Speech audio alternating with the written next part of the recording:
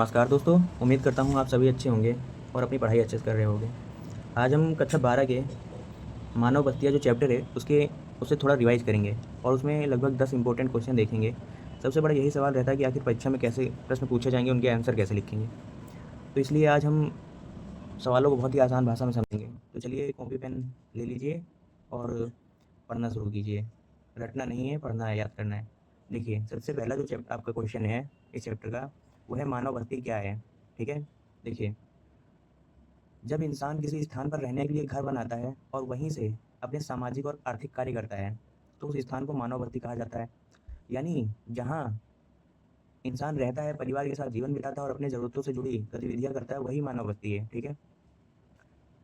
दूसरा क्वेश्चन क्या है? इसमें आपका आंसर भी लिखा है, इसे लिख सकते हो, बाकी मैंने समझाया भी है। क्वेश्चन नंबर 2 क्या है? ग्रामीण और नगरीय बस्ती में अंतर क्या है? देखिए, इस अंतर को समझना जो है ना बहुत आसान है। अगर किसी बस्ती में लोगों का जीवन मुख्य रूप से खेती, पशुपालन, दूसरी प्राथमिक गतिविधियों से जुड़ा है, या पहली प्राथमिक गतिविधियों से जुड़ा है, तो वो क्या है? ग्रामीण बस्ती है। वहीं शहरों में लोगों का काम जो है ना मुख्य रूप से उद्योग, व्यापार, परिवहन, सेवाओं से जुड़ा होता है, इसलिए उसे नगरीय बस्ती कहते हैं। अगर हम आसान भाषा में कहें तो गाँव में जो है ना प्राथमिक गतिविधियाँ होती हैं और शहर में क्या होती हैं? शहर में गैर कृषि गतिविधियाँ होती हैं। अब जो प्रश्न नंबर 3 है आपका, वो क्या कहता है कि मानव बस्तियों के विकास को जो प्रभावित करने वाले प्रमुख कारक हैं, वो कौन-कौन से हैं? तो जो मैंने अपनी वीडियो में सबको विस्तार से बढ़िया समझाया है, आप उस वीडियो को देख लीजिए और ऐसे वीडियो के लिए सब्सक्राइब कीजिए हमारे चैनल को। और अगर आपको ऐसी वीडियो चाहिए और भी कोई सी सब्जेक्ट की, तो आप कमेंट कर सकते हैं। देखिए, मानव बस्तियों के विकास को प्रभावित करने वाले जो प्रमुख कारक हैं, अब देखिए ज़रा सोचिए कि अगर किसी जगह पानी ना मिले, रोज़गार ना हो, तो वहाँ पहुँचना जो है ना बहुत मुश्किल हो जाता है। क्या बड़ी-बड़ी बस्तियों में विकसित हो सकता है? नहीं। इसलिए मानव बस्ती के जो विकास है ना, उसके लिए जल, स्थलाकृति, जलवायु, मिट्टी, रोज़गार, परिवहन, ये जो है ना व्यापार जैसे जो कारक हैं, बहुत ज़्यादा इम्पोर्टेंट रहते हैं, महत्वपूर्ण भूमिका निभाते हैं। ठीक है? तो देखिए, जल की उपलब्धता, स्थलाकृति, जलवायु, मिट्टी, रोज़गार, ये सब जो है ना मानव बस्तियों के विकास को प्रभावित करने वाले मेन कारक हैं। ठीक है? इसको जो है ना मैंने विस्तार से समझा रखा है अपनी वीडियो में। अब देखिए अगला प्रश्न क्या है? सघन और प्रकीर्ण बस्ती क्या है?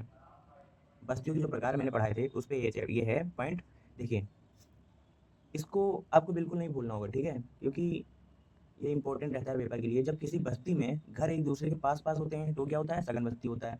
और जब दूर-दूर यानी अलग-अलग स्थिति में होते हैं, तो उसे प्रकीर्ण बस्ती कहते हैं।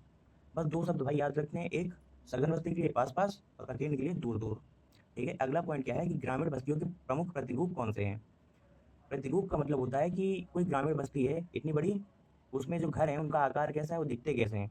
यही क्या है? प्रकीर्ण बस्ती, वो सॉरी प्रतिरूप है। तो देखिए ग्रामीण बस्तियाँ जो है ना हर जगह एक जैसी नहीं होती हैं, कहीं-कहीं पे घर पास-पास होते हैं, कहीं-कहीं दूर-दूर होते हैं।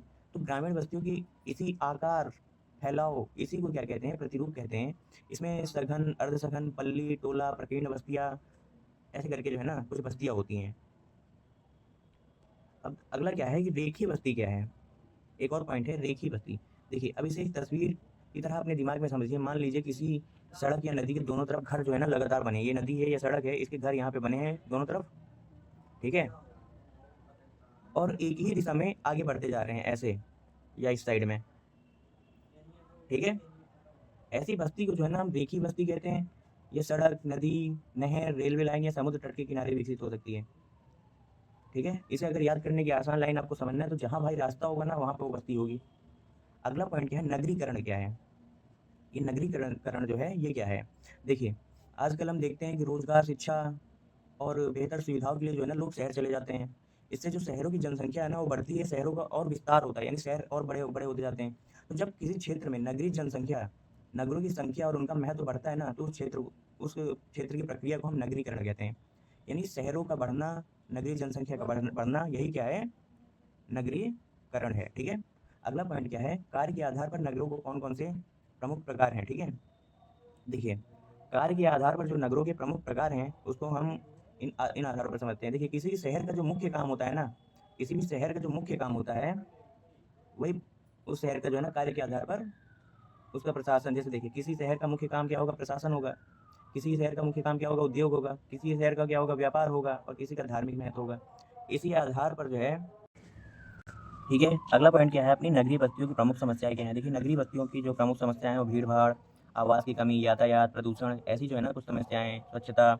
मानव बस्तियों का क्या महत्व है? मानव बस्तियों में लोगों के रहने, रोजगार, शिक्षा, स्वास्थ्य, व्यापार, प्रशासन, सामाजिक, सांस्कृतिक गतिविधियों का केंद्र होती हैं, ठीक है? इसलिए मानव बस्तियाँ मानव जीवन और समाज के विकास के महत्वपूर्ण आधार बनाती हैं, ठीक है? तो दोस्तों हमने 10 सवाल कर लिए हैं। मानव बस्ती, नगरीय, सघन, प्रकीर्णन, ये सब हमने जान लिया है। अगर आपको ये चैप्टर पसंद आया है, इसके क्वेश्चन आंसर तो अपनी कॉपी में खुद लिख कर इनको ज़रूर लिखिए। इससे आपको पता चलेगा कि आपको कितना याद हुआ है। और हमारी क्लास 12 ज्योग्राफी की सीरीज़ आपके लिए मददगार हो रही है, तो चैनल को सब्सक्राइब जरूर कर लेना भाई लोग, क्योंकि हमारा उद्देश्य जो है ना चैप्टर को खत्म करना नहीं, इसको पढ़ाना है परीक्षा के लिए। ठीक है, थैंक यू।